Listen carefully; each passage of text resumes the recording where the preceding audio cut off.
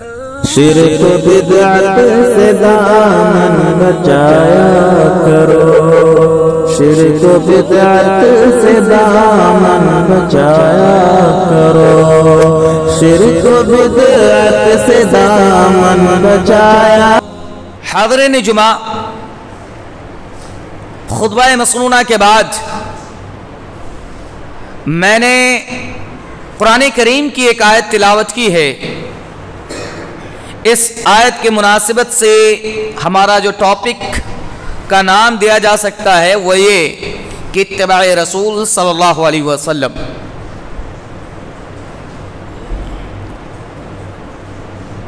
ہم اور آپ اس بات کو اچھی طریقے سے جانتے ہیں کہ ہم مسلمان ہیں،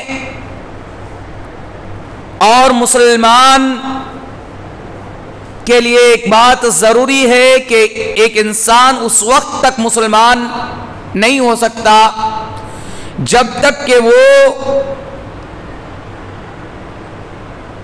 اسلام کی بنیاد جو 5 چیزوں پر ہیں ان میں سے ہر ایک پر ایمان نہ لے آئے، ہر ایک کو تسلیم نہ کر لے۔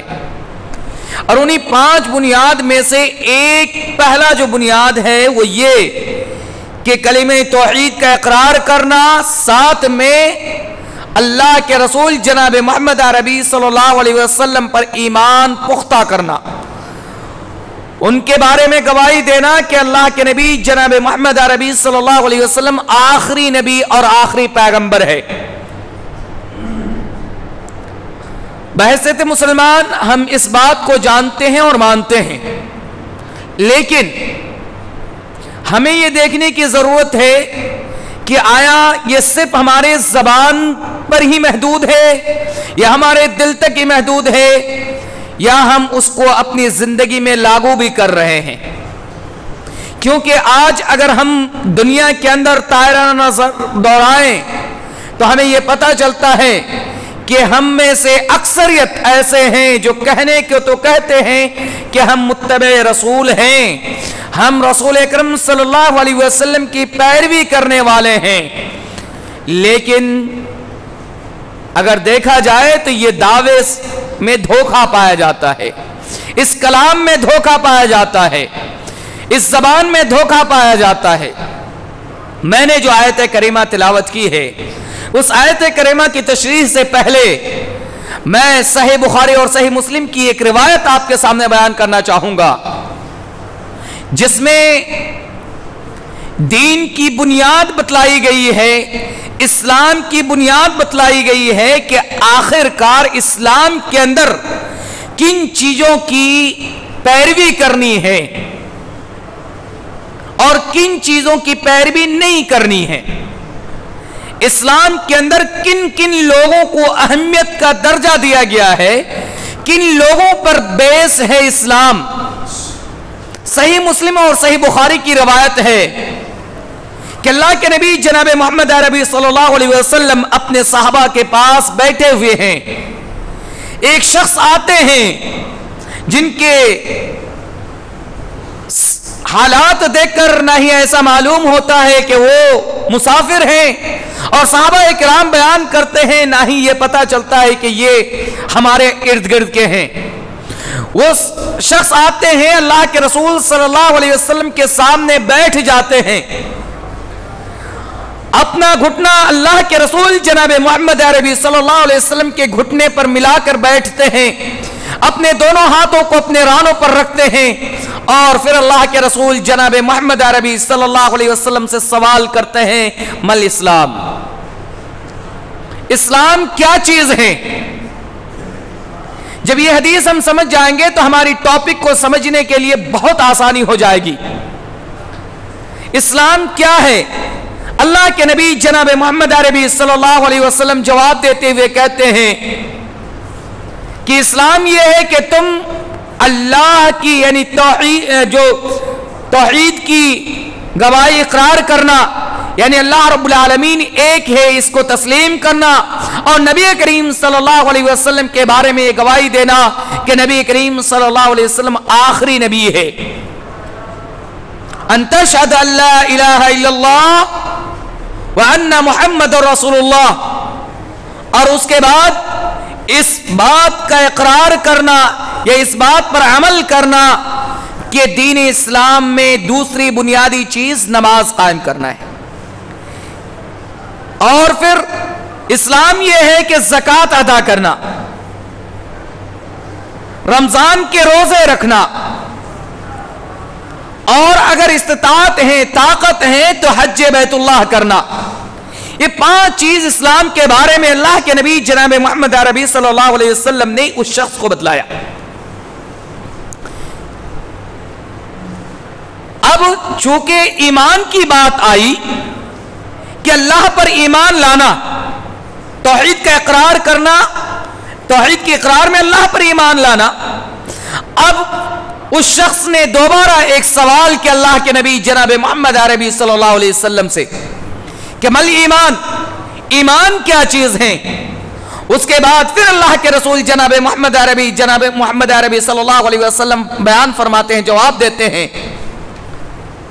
ईमान यह है कि आपका अल्लाह पर ईमान मजबूत हो, अल्लाह की तरफ से भेजी गई किताबों पर ईमान मजबूत हो, आपका इस बात पर ईमान हो कि अल्लाह के नबी यानी अल्लाह की तरफ से जितने रसूल भेजे गए हैं, इसी तरीके से तकदीर पर ईमान हो और यौम आखिरत पर ईमान हो। इस तरीके से अल्लाह के नबी जनाब मोहम्मद अरबी सल्लल्लाहु अलैहि वसल्लम ने ईमान के 6 अज्जा जिक्र फरमाए। फिर वो शख्स अल्लाह के नबी जनाब मोहम्मद अरबी सल्लल्लाहु अलैहि वसल्लम से सवाल करते हैं, मल एहसान, एहसान क्या चीज है। उसके बाद अल्लाह के नबी जनाब मोहम्मद अरबी सल्लल्लाहु अलैहि वसल्लम इस सवाल के जवाब में कहते हैं कि एहसान ये है कि आप अल्लाह रब्बुल आलमीन की इबादत बंदगी इस अंदाज से करें, अंताबुदल्लाह कअन्नहु तराह, कि गोया कि आप अल्लाह रब्बुल आलमीन को देख रहे हो, अल्लाह रब्बुल आलमीन आपके सामने है, आप अपनी आंखों से अल्लाह रब्बुल आलमीन की देख रहे हो, अल्लाह रब्बुल आलमीन की मुशाहदा कर रहे हो। और अगर आप अपने दिल में ये फीलिंग ना पैदा कर सके, ये एहसास ना हो आपके दिल में, तो आप इतना समझ लीजिए कि वो आपको देख रहा है, यानी अल्लाह रब्बुल आलमीन की नजर आप पर है। उसके अलावा एक दूसरी हदीस में इसकी तारीफ करते हैं कि अल्लाह के नबी जनाब मोहम्मद अरबी सल्लल्लाहु अलैहि वसल्लम के पास एक बंदा आते हैं और सवाल करते हैं कि इस्लाम के बारे में मुझे बतलाइए। तो यही बात अल्लाह के रसूल जनाब मोहम्मद अरबी सल्लल्लाहु अलैहि वसल्लम रिपीट करते हैं, उनको यही इस्लाम के बारे में तालीम देते हैं कि नमाज कायम करना, तौहीद का इकरार करना, रोजा रखना और हज बैतुल्लाह करना, ज़कात अदा करना। अब जरा मुझे इस बात का जवाब दें कि इस्लाम की तारीफ में अल्लाह के नबी जनाब मोहम्मद अरबी सल्लल्लाहु अलैहि वसल्लम ने तौहीद के इकरार का जिक्र किया, यानी तौहीद को मानना, उसके बाद नमाज का कायम करना, रोजा रखना, ज़कात अदा करना और हज बैतुल्लाह करना। ईमान में अल्लाह के रसूल जनाब मोहम्मद अरबी सल्लल्लाहु अलैहि वसल्लम ने जिक्र फरमाया अल्लाह पर ईमान मजबूत होना और अल्लाह की तरफ से भेजी गई किताबों पर ईमान होना और फरिश्तों पर ईमान होना, रसूल पर ईमान होना। या इंसानी तौर पर रसूल के अलावा कोई और तीसरी जात का अल्लाह के रसूल ने नाम नहीं लिया, कोई तीसरे शख्स का अल्लाह के रसूल ने नाम नहीं लिया। अगर इंसान बशर के तौर पर देखा जाए तो सिर्फ अल्लाह के रसूल का नाम वहां पे, यानी रसूल अकरम जितने भी पैगंबर आए हैं उन्हीं का नाम है। रसूलों पर ईमान लाना यही असल में इस्लाम है, और इस्लाम इसी चीज का नाम है। अगर हमने ये समझ लिया कि इस्लाम ये चीज नहीं है, इस्लाम तो ये है कि किसी आइम्मा की इत्तबा की जाए, किसी बुजुर्ग की इत्तबा की जाए, या जैसे कि हमारे समाज में हमारे بر صغیر کے اندر خاص طور پر اس بات کو ہوا دیا گیا ہے کہ اگر آپ ائمہ اربعہ میں سے ان 4 اماموں میں سے کسی ایک کی تقلید نہیں کرتے ہیں تو آپ اسلام کو ماننے والے نہیں ہیں. اگر یہ بات ہوا دی گئی ہے تو یہ غلط ہے، کیونکہ ان اسلام کی تعریف میں، ایمان کی تعریف میں، احسان کی تعریف میں یہ ائمہ کا ذکر ایک لفظ بھی نہیں ہے. جو کہ نبی کریم صلی اللہ علیہ وسلم نے اسلام کی تعریف کی، اسلام کے کام بتلائے، ایمان کی تعریف کی، ایمان کے اجزاء بتلائے، اس میں نہ ایمان کے اجزاء میں کسی ائمہ یا کسی بزرگ کا ذکر ہے اور نہ ہی کسی اسلام کی تعریف میں اس بات کا ذکر ہے کہ کسی ائمہ کی اقرار کی جائے. اس سے بات واضح ہو گئی کہ اگر کوئی بندہ ان ائمہ اربعہ یا دیگر اماموں پر ایمان نہیں رکھتے، ان کی اتباع نہیں کرتے، رسول کی اتباع پر ڈٹے رہتے، قرآن کی اتباع پر ڈٹے رہتے، تو وہ کامل مومن ہے، ان کے ایمان میں کوئی نقص نہیں ہو. اسے یہ نہیں کہا جائے گا کہ وہ اسلام سے خارج ہے، اسے یہ نہیں کہا جائے گا کہ وہ دیندار نہیں ہے، وہ اسلام کے خلاف ہے. ائمہ اربعہ کا اسلام سے یعنی اسلام ہونے یا نہ ہونے سے کوئی تعلق نہیں ہے. ائمہ اربعہ کی فالو کی جائے یا نہ کی جائے، اسلام اپنی جگہ پر برقرار ہے، اسلام کے ماننے والے اپنی جگہ پر برقرار ہے. اور یہاں جو بیسک چیز ہمیں پتہ چلتی ہے وہ یہ کہ قرآن کے بعد ہمیں صرف اور صرف اللہ کے رسول کی اتباع کرنی ہے. کیونکہ ایمان کی تعریف میں اللہ کے رسول صلی اللہ علیہ وسلم نے فرمایا کہ ایمان یہ ہے کہ اللہ کی طرف سے بھیجے گئے رسولوں پر ایمان لانا. تو جتنے انبیاء کرام آئے ہیں ان پر ایمان رکھنا اور اللہ کی طرف سے بھیجی گئی کتابوں پر ایمان لانا. تو جتنے انبیاء آئے ہیں ان پر ایمان رکھتے ہوئے جب آخری پیغمبر آ گئے تو انہی کے مطابق عمل بھی کرنا. تو پتہ یہ چلا کہ نبی کریم صلی اللہ علیہ وسلم کی ہی اتباع کرنی ہے، اس کے علاوہ کسی اور کی اتباع، کسی اور کی پیروی نہیں. کیونکہ نبی کریم صلی اللہ علیہ وسلم کی اتباع صرف اس حدیث سے نہیں بلکہ اللہ رب العالمین کے کلام سے ثابت ہوتی ہے. اللہ رب العالمین نے قرآن کریم کے اندر ارشاد فرمایا ہے اطیعوا اللہ واطیعوا الرسول، اللہ اور اس کے رسول کی اطاعت کی جائے. اسی طریقے سے اللہ رب العالمین نے قرآن کریم کے اندر ایک دوسری جگہ ارشاد فرماتا ہے، اللہ رب العالمین کا فرمان وَمَا آتَاكُمُ الرَّسُولُ فَخُذُوهُ وَمَا نَهَاكُمْ عَنْهُ فَانْتَهُوا، کہ اللہ کے رسول جو چیز آپ کو دیں اسے لے لیں اور جس سے روکے اس سے رک جائیں، جس سے منع کر دیں اس سے باز آ جائیں. اور جو آیت کریمہ میں نے خطبہ مسنونہ کے بعد تلاوت کی ہے، اس آیت کا خلاصہ تو یہ ہے کہ اپنی پوری زندگی میں، پوری لائف اسٹائل میں جو بھی کام ہمیں کرنا ہے، جو بھی ہمیں فیصلہ کرنا ہے، اگر اس کام میں، اس فیصلے میں اللہ کے رسول کا فیصلہ آ گیا تو ہمیں چاہے وہ ہمارے مفاد پہ ہو یا نہ ہو، ہمارے لیے فائدہ مند ہو یا نہ ہو، اس کو من و عن تسلیم کر لینا، یہی اصل میں ایمان ہے. فلا وربک لا یؤمن حتی یحکمک فیما شجر بینہم، فلا وربک لا یؤمن، کوئی بندہ ایمان والا ہو ہی نہیں سکتا، کوئی بندہ مومن ہو ہی نہیں سکتا، یحکمک فیما شجر بینہم، جس معاملے میں اللہ کے رسول فیصلہ کر دے، جس معاملے کا اللہ کے رسول حکم دے دے اور اس کی پیروی نہ کی جائے، اس کو مانا نہ جائے، ان کو تسلیم نہ کیا جائے، تو وہ بندہ مومن ہو ہی نہیں سکتا. اب ذرا اپنی لائف میں دیکھ لیں، اپنی زندگی میں دیکھ لیں کہ آیا واقعی طور پر جو بات ہم نے دل سے اقرار کیا تھا یا زبان سے ادا کیا تھا کہ ہم نے متبع رسول ہیں، ہم اتباع رسول ہیں، ہم رسول کی فالوور ہیں، رسول کی اتباع کرتے ہیں، تو کیا یہ بات ہمارے عمل سے ثابت ہے؟ ہماری زندگی کے ہر کام سے اس بات کو ہم ثابت کر پاتے ہیں؟ نہیں، جب بات آتی ہے اتباع رسول کی، جب بات آتی ہے رسول اکرم صلی اللہ علیہ وسلم کے فیصلے کو تسلیم کرنے کی، تب ہماری اور آپ کی الگ فیصلے ہوتے ہیں، ہمارے اور آپ کے الگ حکم ہوتے ہیں۔ اس وقت پھر ہم اللہ کے رسول کے فیصلے کو سائیڈ کر دیتے ہیں۔ آپ کو مثال دوں، جس چیز کے لیے ہم یہاں پہ حاضر ہوئے ہیں، صرف ایک مثال، چھوٹی سی مثال، نماز کی مثال میں آپ کو دے رہا ہوں۔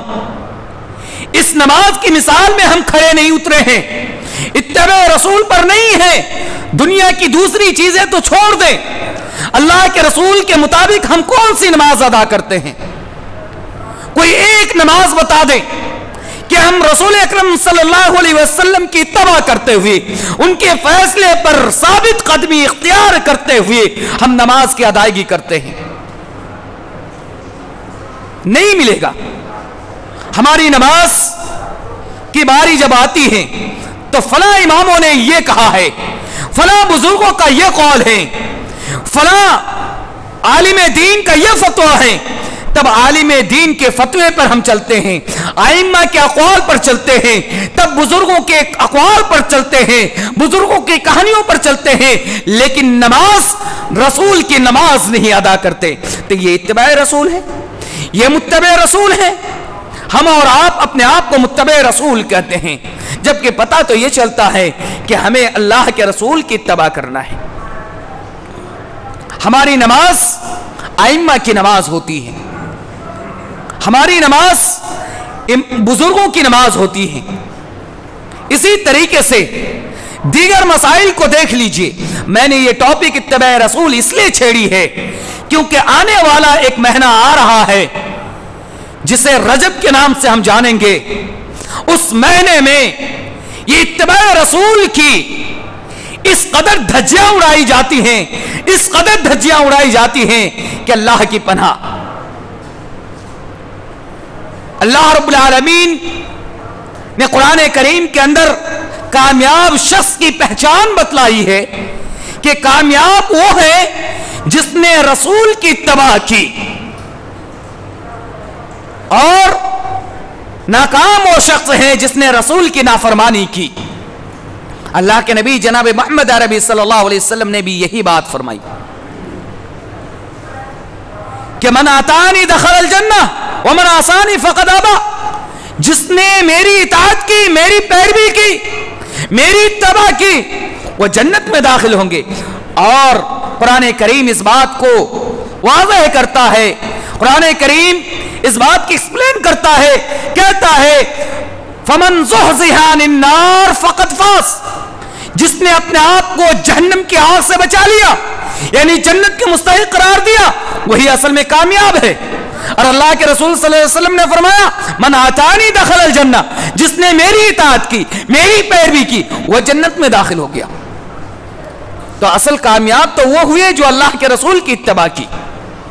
ہماری ساری کامیابی اسی پر دار و مدار ہے، لیکن افسوس کی بات ہے کہ ہم اللہ کے رسول کی اتباع کے بجائے دنیا کے سارے لوگوں کی اتباع کرنے پر تلے ہیں، لیکن اللہ کے رسول کی اتباع ہمارے اندر نہیں ہے۔ اللہ کے رسول کی اتباع اس بات پہ بھی نہیں ہے۔ آج ہم جمعہ کے لیے حاضر ہوئے ہیں، اللہ کے رسول کی اتباع تو یہ ہوتی کہ ہم اذان سے پہلے مسجد میں حاضر ہو جاتے۔ اللہ کے رسول کی پیروی تو یہ ہوتی کہ اذان سے 10 منٹ پہلے آ کر ہم 4 رکعت کی سنت ادا کرتے، جتنی میسر ہوتی وہ نفل کے طور پر ہم ادا کرتے۔ لیکن ہم آپ اپنے عمل کو دیکھیں کہ اذان ہونے کے بعد خطبہ کا اختتام ہونے کو چلتا ہے، لیکن انسان کا پتہ نہیں، ایک مصلی کا پتہ نہیں۔ تو یہ ہم متبع رسول ہیں؟ اپنے ایمان کا جائزہ لیں۔ اگر ہم اس آیت کریمہ پر غور کریں جس کی ابھی میں نے تشریح کی ہے، تو ایسی صورت میں ہمیں اپنے ایمان کا جائزہ لینا چاہیے، ہمیں اپنے ایمان کے تعلق سے غور و فکر کرنا چاہیے کہ ہمارا ایمان کس بیس کا ہے، ہمارے ایمان کی کیٹیگری کون سی ہے کہ اللہ کے رسول اس بات وقت کو ہمیں کہتے ہیں کہ ہم جمعہ میں پہلے آیا کریں, خطبہ شروع ہونے سے پہلے ہم مسجد میں قدم رکھیں, لیکن ہم خطبہ ختم ہونے کو ہوتا ہے تب ہم مسجد میں آتے ہیں. میرے بھائی اور دوستو, اگر ہمیں اور آپ کو دنیا اور آخرت دونوں بنانا ہے, دونوں جگہ میں کامیابی حاصل کرنی ہے, تو ضروری اس بات کی ہے کہ ہم اتباع رسول کو لازمی پکڑے. اگر ہم نے اتباع رسول کو ٹھکرا دیا, اگر ہم نے اتباع رسول کو ویسے ہی ضائع کر دیا جیسے اور لوگوں کی باتوں کو ضائع کر دیتے ہیں, تو یاد رکھیے ہماری اور آپ کی کامیابی ہمیں نہیں ملنے والی. ہم دنیا کے اندر بھی ڈر ڈر کے ٹھوکرے کھائیں گے, دنیا کے اندر بھی ہم رسوا ہوں گے, ذلیل ہوں گے, اور آخرت میں رسوائی تو ہے ہی. اور اس کی مثال آج آپ دیکھ رہے ہیں کہ دنیا کے اندر مسلمان کس طریقے سے ذلیل ہیں, کس طریقے سے رسوا ہیں, کس طریقے سے آپ کو ذلیل کیا جا رہا ہے. کبھی آپ کے مسجدوں میں حملہ کر کے, کبھی آپ کے اداروں پہ حملہ کر کے. ابھی آپ نیوز سن رہے ہوں گے, مجھ سے زیادہ بیٹر جانتے ہوں گے آپ لوگ. ابھی دلی کی ایک مسجد ہے جو کہ سالوں پرانی مسجد ہے, اس مسجد کے بارے میں افواہ بنایا گیا ہے, ہوا بنایا گیا ہے کہ ٹریفک جام کرتی ہے اور اس مسجد کو منتقل کر دیا جائے. یہ کس بنیاد پر ہو رہی ہے؟ یہ کس کی کمی کی بنیاد پر ہو رہی ہے؟ ہم نے غور کیا, جب اس مسجد کی بات آئی تو اکثر مسلمان چیخ پڑے کہ یہ غیر مسلم کی حکومت ہے اس لیے ایسا ہو رہا ہے, ہمیں ہندوستان میں جینے نہیں دیا جائے گا اس لیے ایسا ہو رہا ہے. کبھی اپنے گریبان میں تو جھانک کر دیکھ لیں کہ آپ کے ساتھ ایسا معاملہ کیوں ہو رہا ہے, آپ کی مسجدوں پر کلام کیوں کی جا رہی ہے, آئے دن آپ کی مسجدیں منہدم کیوں کی جا رہی ہے, آپ کے ادارے پر ٹارگٹ کیوں کیا جا رہا ہے, آپ کے مدارس اسلامیہ پر دہشت گرد کا الزام کیوں ٹھہرایا جا رہا ہے. کبھی اپنے آپ پر تو جھانک کر دیکھ لیں. ہم نے جھانکنے کی کوشش نہیں کی, ہم دوسروں کی طرف انگلیاں اٹھاتے ہیں لیکن اپنے گریبان پر جھانکتے نہیں ہیں. ظاہر سی بات ہے, اللہ رب العالمین نے قرآن کریم کے اندر ارشاد فرمایا ہے جس کا مفہوم یہ ہے کہ جب میرا بندہ میری اتباع چھوڑ دے گا, اللہ کے رسول کی اتباع چھوڑ دے گا, تو اللہ رب العالمین ان پر شیطان مسلط کر دے گا, اس کا دوست قرار دے گا شیطان کو. اور وہ شیطان جب مسلط ہو جائے گا تو ان کو ہر جگہ, ہر دروازے پہ, ہر قدم پر رسوائی اور ذلت ملے گی. تو یہ ہو رہا ہے. آج ہم اللہ کی اطاعت نہیں کرتے, اللہ کے رسول کے فرمان کے مطابق نہیں چلتے, اتباع رسول ہم سے فقدان ہے, تو ظاہر سی بات ہے ہم ذلیل و رسوا ہوں گے, ہماری مسجدیں منہدم ہوں گی, ایک نہیں ہزاروں مسجدیں منہدم ہوں گی. آپ کو نشت و نابود کیا جائے گا, آپ کو ٹارگٹ کیا جائے گا, کیونکہ ہم نے اپنے آپ کو ٹارگٹ بنایا ہے, ہم نے اپنی اصلیت کو بھولا ہے. میں ایک مثال دیتے چلوں, جو بھی اسکول لائن پہ پڑھے ہوں اس کو یہ واقعہ معلوم ہوگا, جسے ہم ہندی زبان میں کہیں تو رنگا سیار کے نام سے ہم جانتے ہوں گے. ایک لومڑی, ایک سیار کسی ناد میں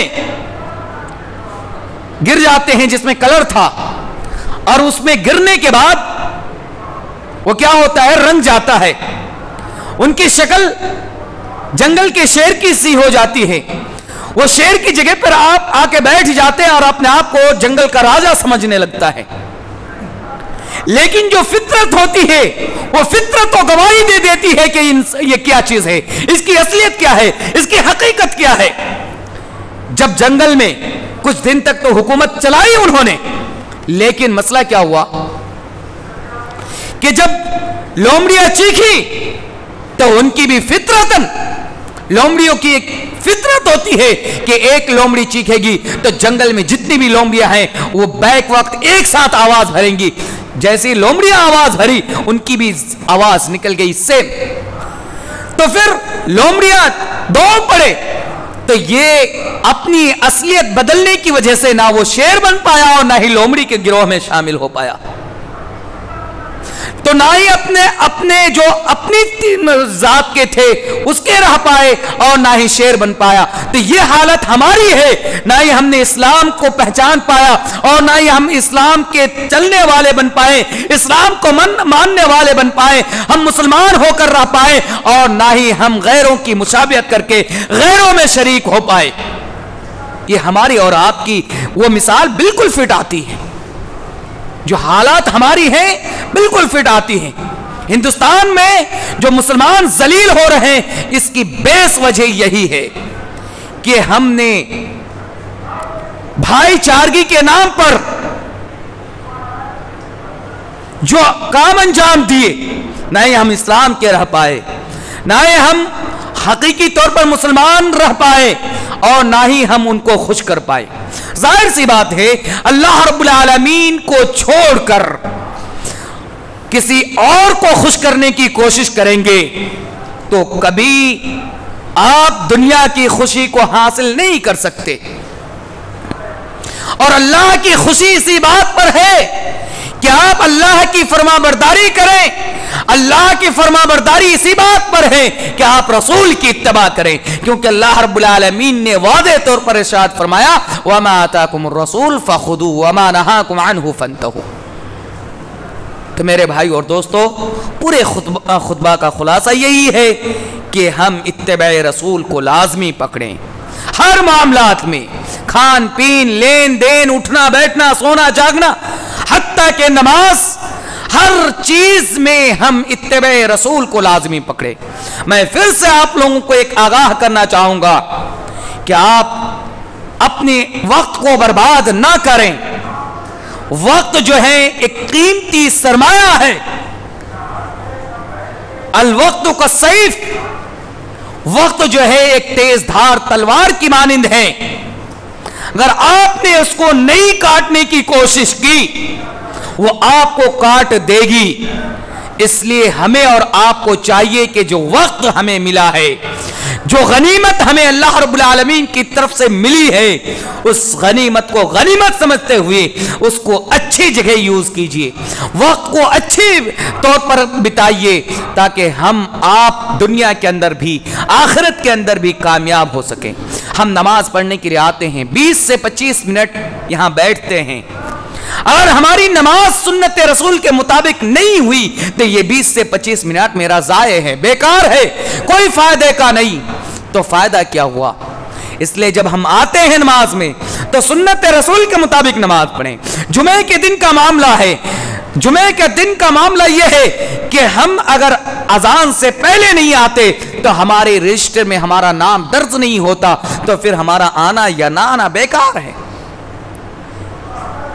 کلاس میں آپ اٹینڈنس دیں, آپ کی ٹیچر اٹینڈنس نہ لگائے تو آپ کلاس میں حاضر ہو یا نہ ہو آپ کی پرسنٹیج کٹ جاتا ہے. آپ کو جہاں 70% کی ضرورت تھی آگے بڑھنے کے لیے آپ کی 65% ہو جاتا ہے. آپ کو پھر اسی کلاس میں پڑھنا پڑتا ہے, اسی سال کو دہرانا پڑتا ہے, تو بیکار ہو گیا.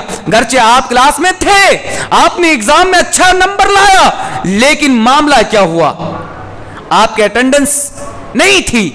آپ کلاس میں جسمانی طور پر حاضر تھے لیکن آپ کے رجسٹر میں آپ کا اٹینڈنس نہیں تھا, اس لیے آپ کے پرسنٹیج کم ہو گیا. آپ مسجد میں تو آئے ہیں, نماز کی 2 رکعت تو ادا کر لیے امام کے پیچھے, لیکن آپ کے رجسٹر میں آپ کا نام نہیں ہے. فائدہ کیا ہوا؟ تو میرے بھائیو, گزارش اپیل یہ ہے کہ آپ اذان سے پہلے آنے کی کوشش کریں. آپ کو معلوم ہے کہ یہاں 12:50 پہ اذان ہو جاتی ہے.